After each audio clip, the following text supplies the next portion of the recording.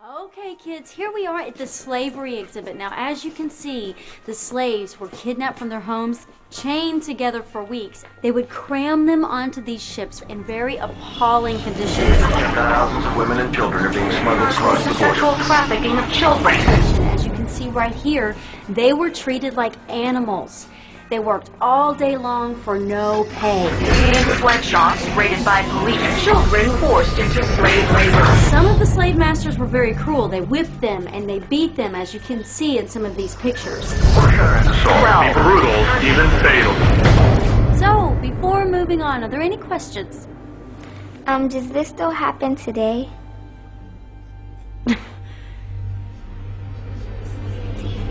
We return to this prophecy that at the end of history there will be slavery.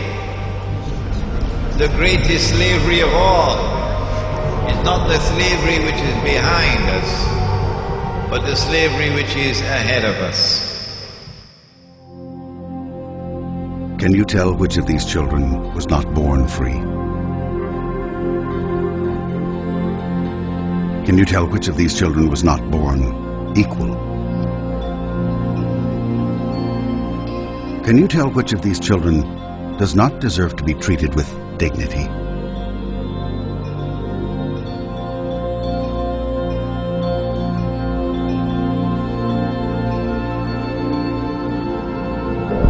We can't either.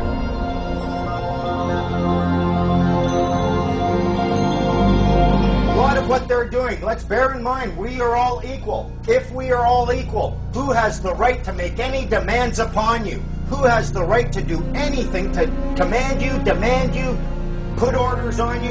Who has the power? No one. How are you going to get people to change? Small acts of defiance, he says. I'm like, what do you mean by that? Never make a scene. Just left him. Said that I didn't want to be part of his revolution. That I didn't want to see him again. But he phones me. Tells me he misses me and wants to see me.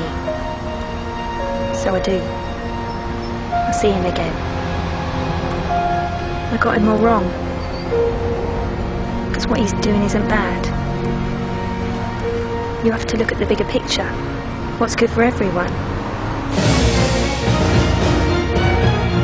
When you try to understand the world, one of the first things you'll see is that there are many structures of control that keep almost everyone in check and keep almost everyone repressed to some degree. And when people finally understand some of these structures of control, the first reaction is that they get very frustrated, and some people stay with that frustration for their entire lives. They just run around complaining about the system being fixed against them, and there's nothing anyone can do about it. Personal freedom is something that only you are responsible for, and if you ever stop working for it, you'll lose it. Let me tell you why you're here. You're here because you know something. What you know you can't explain, but you feel it. You felt it your entire life, that there's something wrong with the world. You don't know what it is, but it's there, like a splinter in your mind, driving you mad. It is this feeling that has brought you to me. Do you know what I'm talking about?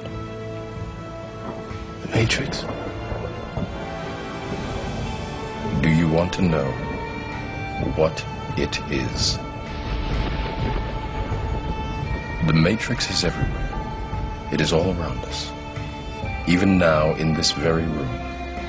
You can see it when you look out your window or when you turn on your television. You can feel it when you go to work, when you go to church, when you pay your taxes. It is the world that has been pulled over your eyes to blind you from the truth.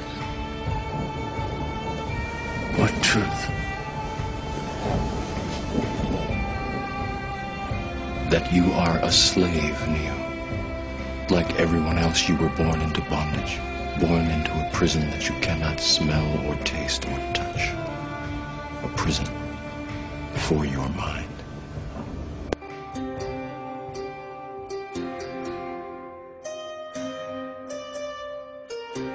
A common misconception among people is that any rule or regulation that governs them falls under one category: law.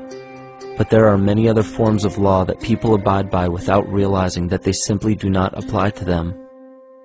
Another misconception is that a nation's constitution gives us our rights. A constitution does nothing more than list the rights that we already have. We are born with inalienable rights, endowed to us by our Creator. They are not given to us, and they cannot be given away. The most a person can do with a right is choose whether to exercise it or not. Maritime admiralty law is what's known as the law of the water. It is superseded by civil law and only applies to those who willingly contract themselves into it. The definition of admiralty law is a body of private international law governing the relationships between private entities which operate vessels on the oceans. Let's look at how and why a form of law that is fashioned to govern corporations, businesses, and vessels has imposed its rule over natural human beings. This is all done through a form of word magic. A simple perversion of language has made it possible to convince people around the world that these alternative laws apply to them. One of the predominant beliefs in modern culture is that licenses, permits, registrations, and other forms of documentation are required to operate motor vehicles, use public roads, build structures and establishments, engage in free enterprise, and much more. Sadly, these beliefs are based on little to no investigation whatsoever, and are false. This belief structure is perpetuated by maritime admiralty law. This form of law was originally created to govern ships docking in foreign nations for the import or export of products and resources. It deals with banking and merchant affairs, not civil affairs. When a product is taken off of a ship and brought into a foreign land, that nation takes custody of the resource and accounts for it with a certificate. That certificate marks the birth date of that product in the custody of the respective nation. Think of why it is supposedly required to have a certificate of live birth in the first place. The Barron's Dictionary of Banking Terms defines a certificate as a paper establishing an ownership claim. So right there, we notice that everyone with a birth certificate is defined as being owned.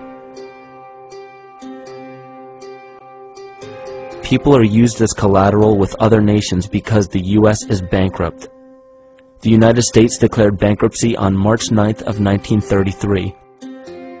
At this point, the U.S. began taking out loans from a private, non-government affiliated corporation called the Federal Reserve. With no money to pay back the loans, the United States began using the citizens as collateral. All birth and marriage certificates are literally warehouse receipts. Just look at the similarities of warehouse receipts and birth certificates. Both document the date of issue, a serial number, registration number or receipt number, a description of the product, and an authorized informant to notify the appropriate government agency. With all of this information being readily available, the majority of people are unaware of their involvement with maritime admiralty law. This is possible through the manipulation of language. This admiralty law changed the meaning of the word person from a natural living person to a corporation. Driver's licenses, vehicle registrations, auto insurance forms, building permits, gun permits, work permits, tax filing documents, birth and death certificates, traffic citations, and many other forms of documentation that were once believed to be absolutely necessary only apply to persons or corporations. Upon signing such a legal document, you are indirectly waiving your rights under the Constitution and lowering your status to that of a corporation that is created with the same exact name as you. The only way to reconcile your true name from the name of the corporation is to take notice that the corporation has its name in all capital letters. This is known as capitis diminutia maxima.